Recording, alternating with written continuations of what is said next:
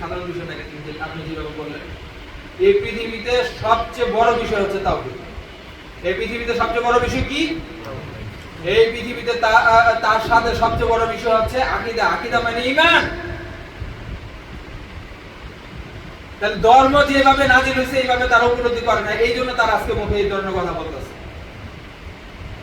ধর্ম যেভাবে নাজিল হয়েছে ওইভাবে তারা ধর্ম মানে না, ওইভাবে ধর্ম শিখে নাই, ওইভাবে ধর্মের অনুসরণ করে না। এই জন্য এই পৃথিবীর ভিতরে সবচেয়ে বড় বিষয় হচ্ছে তাওহীদ। এই পৃথিবীর মধ্যে সবচেয়ে বড় বিষয় তাওহীদ কি? একটা হাদিস দিয়ে আপনাদেরকে উদাহরণ দিই। আমরা জমিন দেখি না, আসমান দেখি না, আল্লাহ রাসূল সাল্লাল্লাহু আলাইহি ওয়াসাল্লাম বলেছেন হাদিস, মুসনাদ আহমদের হাদিস, মুসা আলাইহিস সালাম একদিন আল্লাহ রাব্বুল আলামিনের কাছে বললেন, ইয়া রাব্বি আল্লিমনি শাইআন আযকুরুকা ওয়া আদউকা বি। হে আমার রব, মুসা আলাইহিস সালাম কালিমুল্লাহ, আল্লাহর সাথে নৈকট্যশীল বান্দা, তিনি আল্লাহকে বলেন, হে আমার রব আল্লিমনি শাইআন, আমাকে কিছু শিক্ষা দেন, কিছু শিখান, আযকুরুকা ওয়া আদউকা বি, আমি সেটা দ্বারা আপনার কাছে দোয়া করব এবং আপনার জিকির আজগার করব। আল্লাহ রাব্বুল আলামিন বলেন, কুল ইয়া মুসা লা ইলাহা ইল্লাল্লাহ, হে মুসা তুমি বলো লা ইলাহা ইল্লাল্লাহ, অর্থাৎ তাওহীদের স্বীকৃতি আদায় করো, স্বীকৃতি দাও, তাওহীদ গ্রহণ করো, তাওহীদের কালেমা বলো। মুসা আলাইহিস সালাম বললেন যে ইয়া রাব্বি কুল্লু ইবাদিকা ইয়াকুলুনা হাযা, হে আমার রব তোমার সব বান্দাই তো তাওহীদের কালেমা বলে, এটা আলাদা কি হইল? আল্লাহ রাব্বুল আলামিন বলেন, ইয়া মুসা লাউ আন্না সামাওয়াতি সাবঈ আমিরাহুন্না গায়রি, যদি সাত আসমান একটি পাল্লার মধ্যে রাখা হয় আমাকে ছাড়া, তাহলে বোঝা যায় আল্লাহ কোথায় আছেন? আসমানে আছেন। রাখা হয় আমাকে ছাড়া। ওয়ালা আরদিনা সাবঈ ফি কিফাতিন, এবং ৭টি জমিনও যদি একটি পাল্লাতে রাখা হয়, তো ৭ আসমান এবং ৭ জমিন, তাহলে আল্লাহর সৃষ্টির আর কোনো কিছু বাকি আছে? এই সমস্ত সৃষ্টিকে যদি একটি পাল্লায় আল্লাহর যত সৃষ্টি আছে আসমান জমিনের সহ সমস্ত কিছু যদি একটি পাল্লাতে রাখা হয়, লা ইলাহা ইল্লাল্লাহ ফি কিফাতিন, এবং তাওহীদকে এক পাল্লা যদি রাখা হয়, মালাত বিহিন্না লা ইলাহা ইল্লাল্লাহ, যত কিছু রাখা হোক না কেন তাওহীদের পাল্লা ভারী হয়ে যাবে। তাহলে আপনি বলতেছেন খালি তাওহীদ তাওহীদ করে, আপনি তাওহীদকে কি মনে করেন?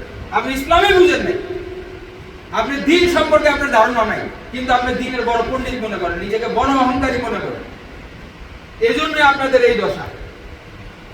আপনারা শিরক করতেছেন, কুফরি করতেছেন, আপনাদের কোনো অনুভূতি নাই। যখন বলা হয় তখন আপনারা বলেন এগুলা ছাড়া তো অনেক বড় বড় বিষয় আছে, এগুলা ছাড়াও বড় বড় বিষয় উপলব্ধি করেন। তাহলে তাওহীদ মানে কি? তাওহীদ হচ্ছে এই পৃথিবী, আসমান জমিন এবং তার মধ্যে যত কিছু আছে, এই সমস্ত কিছু থেকে সবচেয়ে বড় মূল্যবান বস্তু কি? তাওহীদ, আল্লাহর একত্ব।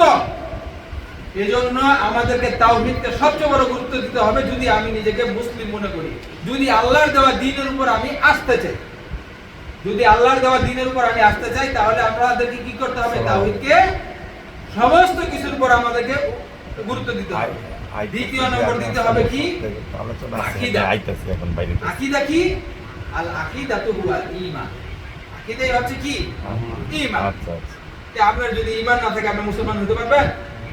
আর কেউ যদি মুসলমান না হয় সে জান্নাত পাবে?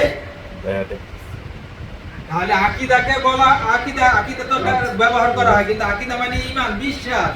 আপনার মৌলিক বিশ্বাস কি? এর মূল কিছু বিষয় আছে আল্লাহ সম্পর্কে, আল্লাহর পরকাল সম্পর্কে, ফেরেশতাদের সম্পর্কে, ভাগ্যে ভালো মন্দের বিষয়, এগুলা সম্পর্কে মৌলিক কিছু বিষয় আছে, এগুলো আপনাকে অবশ্যই বিশ্বাস করতে হবে। যদি কোনো একটা অস্বীকার করেন তাহলে ঈমান থাকবে না। যদি বলা হয় না আল্লাহ ফিস সামা